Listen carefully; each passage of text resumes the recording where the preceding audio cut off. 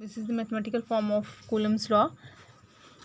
F is equal to K Q1 Q2 over R square, where K is a constant of proportionality and its value is 1 over 4 pi epsilon naught.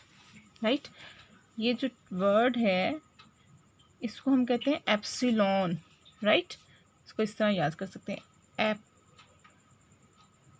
Epsilon nought. Right, epsilon not.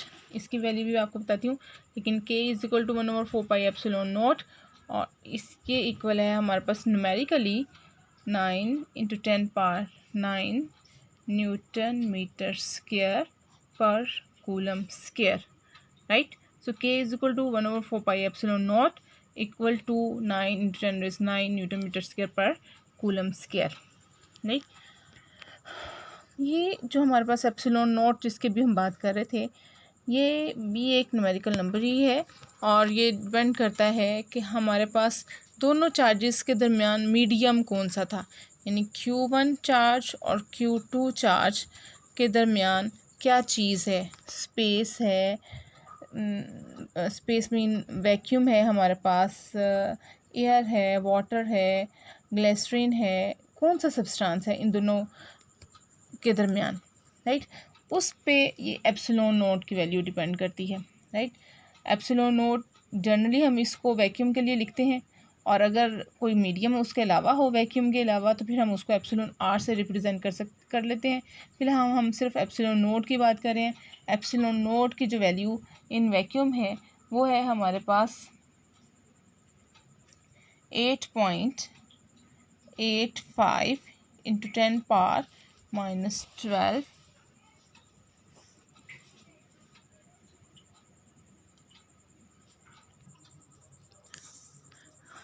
8.85 in 10 raised -12 coulomb square पर newton पर metre square. Right, इसके हमारे पास unit है coulomb square पर newton पर metre square. इसको ज़रा recheck कर लीजिएगा अपनी बुक में से. कुछ बुक्स में इसको लिखा हुआ है न्यूटन मीटर स्क्वायर पर कूलम स्क्वायर, वो रॉन्ग है. ठीक है, न्यू बुक में मेरे ख्याल यही लिखा होगा कूलम स्क्वायर पर मीटर पर न्यूटन पर मीटर स्क्वायर.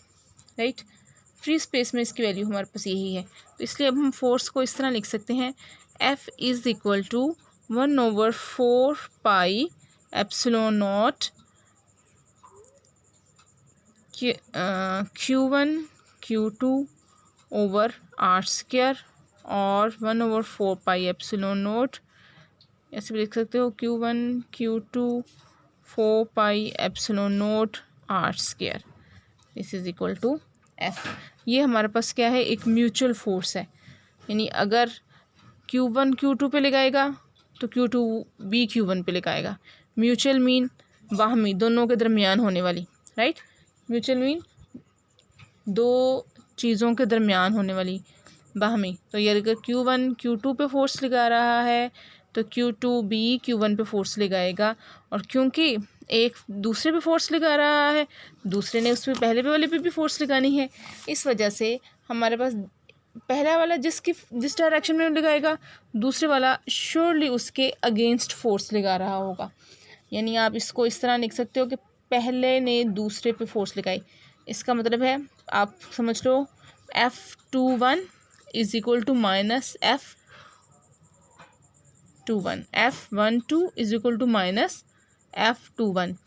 यानी इसको आप समझो ऐसे कि दूसरे वाले ने पहले वाले को धक्का दिया, फोर्स लगा दी उसके ऊपर.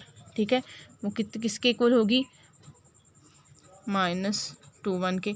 मैग्नीट्यूड दोनों की सेम होगी, जस्ट एक डायरेक्शन का ही फ़र्क होगा कि वो उसके ऑपोजिट होगी.